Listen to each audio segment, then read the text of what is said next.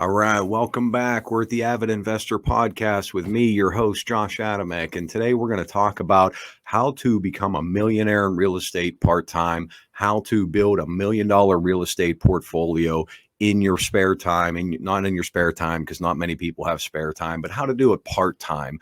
And I'm talking a portfolio that has real value, real equity, real cash flow. I'm not talking about how to go out and buy $1 million worth of real estate because, that's not that difficult. I'm talking about how to build a portfolio that, again, has real value, real cash flow, real equity. It's a long-term play, and this can be done in your spare time and part-time, in addition to working a full-time job, having a family, whatever. So here's how.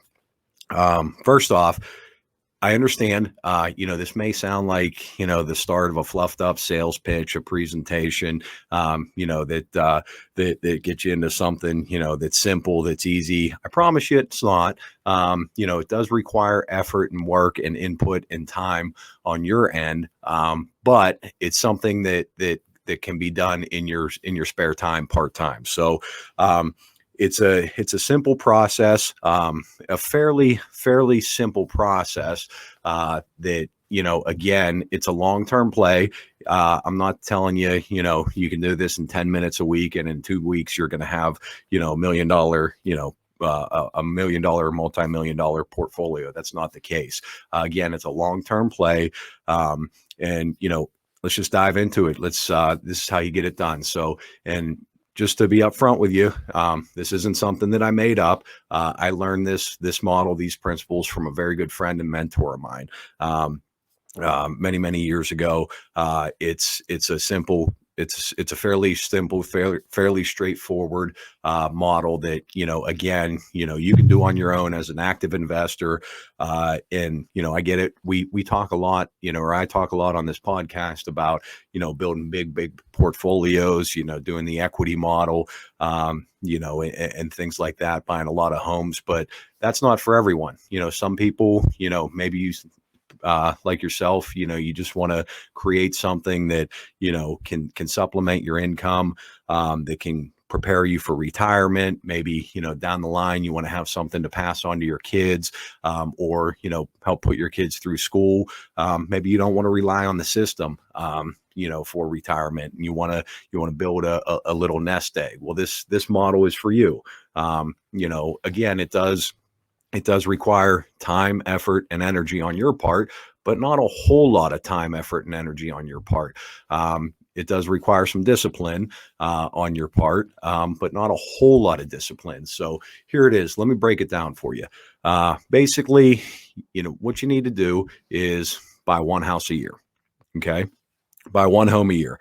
And when I say buy one home a year, regular houses, regular neighborhoods is what we invest in at AVID Management Group. And, that's what we recommend. If you're in the Pittsburgh market, we all know regular houses and regular neighborhoods. If you grew up in Pittsburgh, it's probably what your grandma and grandpa's house looks like. 1950s brick ranch, 2 bedrooms, 3 bedrooms, 1 bath. Maybe if it was fancy, it had a half a bath. Likely it had a Pittsburgh potty in the basement. We all know the Pittsburgh potty. So let's go with one house a year, regular houses, regular neighborhoods. Again, I'm not talking about low income Section 8 properties. I'm talking about buying houses, buying homes that have real value, that have real equity, something that you want to own for the long term. So go find your 1950s brick ranch, B-class neighborhoods. We call them B-class neighborhoods, basically median price points for the Pittsburgh market. What is the median price point? Recently, the median price point was $183,000. I believe over the last, 6 to 12 months, that may be upwards of $200,000. So let's just call it $150,000 neighborhood for conservative numbers for this conversation. If you want to go a little bit lower, let's go with $100,000 house. So one house a year for 10 years is what you need to do. And again, this is a long-term play. This is something that can be done in your part-time. I'm not talking about going out tomorrow, quitting your full-time job and replacing your income. I'm talking about building a real portfolio that has real value that can supplement your income. So Year one, you're going to go out, you're going to buy your first home, you're going to buy your first house, your first investment property. If, for example, it's $100,000 house, we know that likely it's probably going to be worth a little bit more. But for this model, for this presentation, or what I'm talking about today, I'm going to use conservative numbers, and I'm going to use easy numbers because I'm doing the math in my head. So one house a year one, you go out, you buy your first house, and you buy that property. When we buy real estate, when we buy homes, we always buy value add type properties. They're not that hard to find. You can sometimes find them on the open market, on the MLS. We buy a lot from wholesalers. We buy a lot of off market type deals. We do some mailers. We know people that have a home for sale. Chances are pretty good if you start spreading the word that you're a real estate investor, that you're buying single family homes, somebody's going to know of a home that's for sale, whether it's a foreclosure, an estate. Again, grandma, that maybe you're a family that moved grandma into a home, or grandma or grandpa just recently passed away, and they're looking to close out that estate. Well, that's where you come in. You help solve that problem as the buyer. So buy your first house. Let's just say it's worth $100,000 all fixed up. You're going to buy it at a discount because you're going to do the work. You're going to take the time, effort, and energy to fix that home up and help solve that problem. So let's just say you buy that $100,000 house for $50,000. Okay, you bought it for $50,000, and if those numbers sound crazy, it happens every day. So you buy your home for $50,000. You're going to spend some money. You're going to fix it up. Maybe you're going to put a roof on it. You're going to put a furnace in it, update the kitchen, update the bathroom, paint it. You're going to spend $25,000 in repairs. So you bought it for $50,000. You spend $25,000 in repairs. You're all in for $75,000 plus some costs. Let's just keep the numbers round again. Let's just say you're all in for $75,000. So you're into this home for $75,000. It's worth $100,000. Again, we're using round numbers. It's probably worth a little bit more. But you got your first home. Year one, you got that home done. You're gonna buy it. You're gonna fix it up. You're gonna rent it out.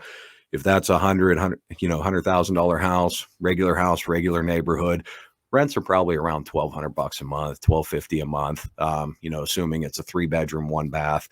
So call it $1,250 a month. You got that home that home is rented out for, and that's year one. Once you get it leased out, you're going to go to the bank, you're going to refinance it. And this is assuming, you don't already have $1 million to invest in real estate. This is assuming that you started somewhere around where I started with little to no money, just some drive and some ambition to build a portfolio and to buy real estate. So you bought it, you fixed it up, you rented it out, you refinanced it. You refinanced it responsibly, meaning, you refinanced your cost out. You didn't over leverage it. You didn't, pull out all your equity and do something dumb like that. So the house is worth $100,000 or more, probably, 125, 150,000, but we're going to call it 100,000. You're all in at 75. You have your mortgage, you have your rent. Now you have your spread, your margin. What you need to do with this model is you need to be disciplined. You need to pay down that mortgage. You need to pay off that mortgage with your excess cash flow. So if your rent's $1,250 a month, you got your taxes and insurance, your net's probably $1,000 a month on the $75,000 mortgage. I don't know what the payment would be. Let's call it $500 a month, $600 a month, whatever that is. You still have your spread. You have your $300-$400 a month positive cash flow. Well, what you could do is you could go out and spend that on dumb stuff, and it'll be gone before you know it. Or you could be disciplined and you could take that excess cash flow and pay your principal down. This is what you need to do under this model, is pay that principal down. So if you've refinanced it, you've probably done a 15-year mortgage, maybe a 20-year mortgage, and you got a much lower payment. I recommend, 15 years max on investment properties. And what you need to do with that excess cash flow is have a plan, have a goal to pay that first home off in 10 years. Here's why. Year one, you did your first property. Year two, you did your second property, your second home. Year three, you did your third home. Year four, you did your fourth home, fifth home, and year five, and so on for 10 years. So you're going to buy one house a year for 10 years.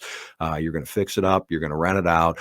You're going to refinance it, and you're going to have a plan, a goal to pay that loan off, pay that debt off in 10 years. So you build your portfolio of 10 homes over 10 years. Now, what do you have at the end of 10 years? And this is done part-time. And I promise you, you can do one house a year, one little house a year, part-time added to your portfolio. It's not that difficult. It does require time. It does require effort. It does require energy and discipline on your end. But I promise you, you can do one house a year part-time. So your first 10 years, you bought 10 houses. You've got them leased out. Yeah, you're going to have some turnovers. You might have some things to deal with, but you got to look at the long-term play, the long-term goal, the long-term strategy. So for 10 years, you bought one house a year. You have 10 homes in portfolio. And what do you have? What do you have with this portfolio? You now have $1 million portfolio, and that's using conservative numbers, just the $100,000 price point, the $100,000 value. Chances are pretty good if you're buying regular houses, regular neighborhoods in decent B-class neighborhoods, median price points. They're probably worth more than $100,000. They're probably worth $150,000, maybe $175,000. But just understand the basics of this model, and you can do the math accordingly. So what do you have at the end of 10 years? You have 10 real homes with real value, with real equity. You've bought them right. So right out of the gate, you got 25, 30% equity or more. And you have 10 homes. That's $1 million worth of real estate. You have 10 homes that the net rents after taxes and insurance are $1,000 a month. That's $10,000. That's $10,000 a month in income, in net income, not including debt service. It's $120,000 a year. So $10,000 a month, 12 months, $120,000 a year, 10 homes in portfolio, $1 million worth of real estate. There's your portfolio. But in order to have your real value, your true $1 million real estate portfolio, those homes need to be paid off. They need to be free and clear. You have to have your equity. So here's what you do. Here's as part of your model, as part of your plan. Again, we're going for rapid pay down. So you want to pay those homes off in 10 years or less.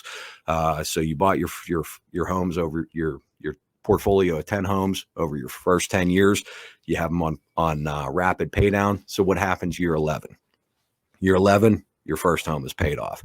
Year 12, your second home is paid off. Year 13, your third home is paid off.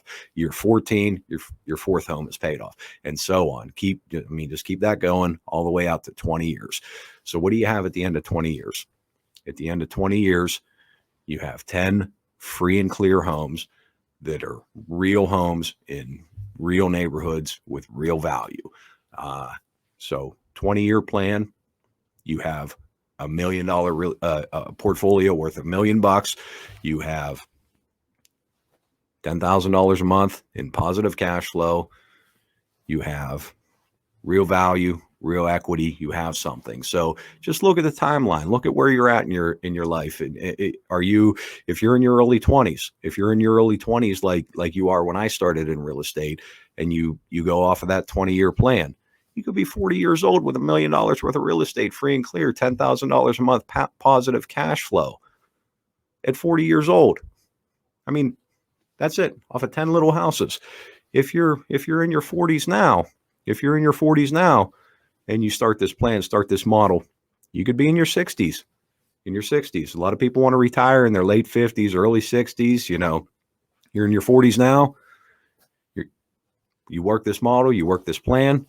You're into your 60s, you're set for retirement. $1 million worth of real estate, $10,000 a month positive cash flow, real equity, real value, real homes. And I promise you, with 10 houses in portfolio, regular houses, regular neighborhoods, real homes, real value. I'm not talking about low income Section 8 properties. I'm talking about median price points, solid homes, solid neighborhoods. It doesn't take a whole lot of time, effort, or energy to manage 10 homes in portfolio. That can be done part-time.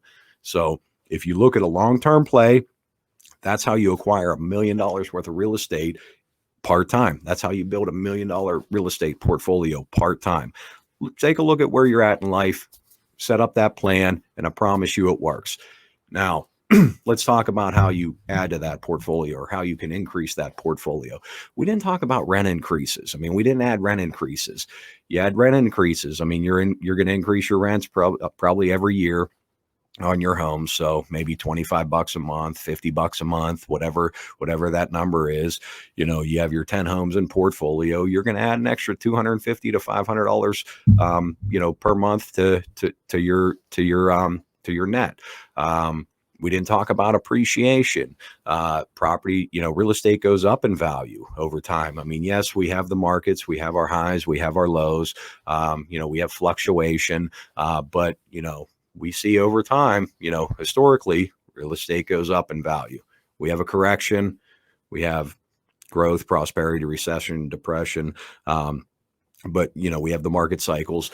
But what we see historically is the next high is always higher than the previous high. So we have, over time, we have some fluctuation, but we have slow and steady growth across the board. So if you're looking at a 20-year plan, you're buying these homes, they're worth $100,000, 20 years out, they're probably going to be worth $150, close to $200,000 if you're investing in regular houses, regular neighborhoods that have real value. So we didn't talk about appreciation. If you acquire those $100,000 houses now and you're looking 15, 20 years out, they're probably worth, conservatively $150,000 if they're not already worth $150,000. Again, I'm just using round numbers. So you take that 10 homes, that's now worth, $1.5 million. Add some rent increases, you're getting more aggressive on your rents. Maybe you're doing a little bit nicer renovations, getting higher rents right out of the gate. So you got your rent increases that adds to your cash flow, that adds to your net income.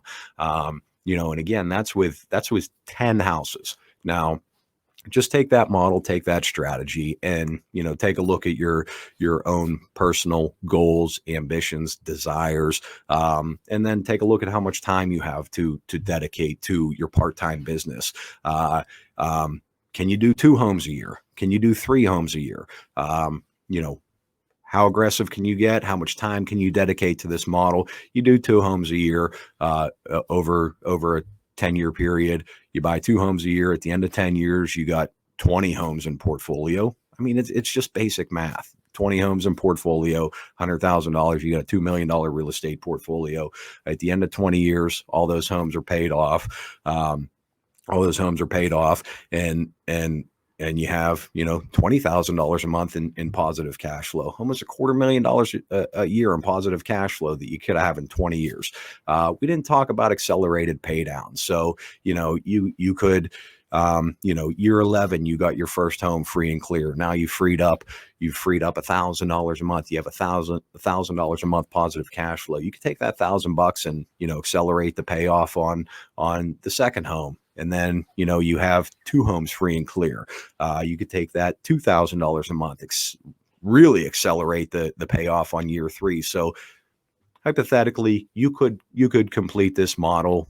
I'd have to run a spreadsheet, but you could complete this model, 15 years, 14, 15, 16 years. If you take all your positive cash flow and pay off your debt, pay off your mortgages. But again, I wanted to show you a basic model on how you can create real value, build a real portfolio part-time in real estate. And, I get it. Not everybody has dreams, ambitions, desires, goals, a plan to build a big portfolio, to have an office, to have a staff, to do equity partnerships and create a big portfolio. So I wanted to break it down, basic model for those of you that want to be an active investor, that want to create and manage your own portfolios, that that I wanted you to understand, the basic strategy on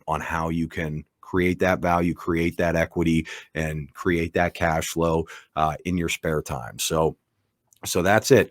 One house a year for 10 years, rapid pay down. Make sure you're buying real assets. Regular houses, I call them regular houses in regular neighborhoods, but median price points. Again, stay away from the Section 8 the low income Section 8 properties for this model. Everything looks good on a spreadsheet. You might see, oh, well, I can buy this house for $25,000, or I can buy this house for, $15,000, and it rents for, $700-800 a month. And, if I do this model with that strategy, I can pay it off in 4 years. Well, this strategy, this model is designed to, create wealth, to create a portfolio. The low income Section 8 properties, they may cash flow. You may get your massive cash flow, but you're not building the real wealth, the real value add, the real equity. Regular houses, regular neighborhoods, slow and steady growth over time. Real value, real equity. The residents, the management it'll still be there. You'll still have to manage the properties. You'll still have properties turnover. You'll still have, repairs you have to address. I'm not sugarcoating this. Property management is work, but the better quality asset that you invest in the grand scheme of things, it typically means, a little bit less maintenance, a little bit less, management. It still requires management. You still have to properly screen your tenants. You're still going to have your properties turnover. You're still going to have, repairs that you have to deal with. You can, mitigate those repairs by doing a proper renovation before you fill the property. If the furnace is questionable, if the furnace is 20 years old, maybe it works, but maybe just put a furnace in so that you don't have to deal with it, on a Saturday in the middle of winter when, no HVAC guys are available. Do a proper renovation up front. Mitigate those maintenance calls down the line when the property's occupied and it's an inconvenience to it's not an inconvenience, but it's difficult to get someone out there to do a fix and over the weekend, or when it's never a great time to deal with renovations, but or maintenance calls, but it seems like they happen. Obviously you're going to get a no heat call when it's cold, and it's very difficult to get. It can be very difficult to get an HVAC person out there the first time it gets cold. So if you put a new furnace in, yeah, you still might get a maintenance call, but there's less chance of getting a maintenance call. So proper renovation up front, buy regular houses, regular neighborhoods with real value, one house a year for 10 years, rapid pay down, and look at a 20-year plan. Those homes are now free and clear. You've got, $1 million plus worth of real estate. You've got $10,000 plus per month positive cash flow, and you've got a portfolio that's worth something. And then again, take that ratio, take that plan, and if you want to be more aggressive, if you want to build a bigger portfolio, buy 2 homes a year, buy 3 homes a year, whatever your time allows, whatever your resources allow. That's the basic model on how you become a millionaire in real estate part-time. So thank you for listening.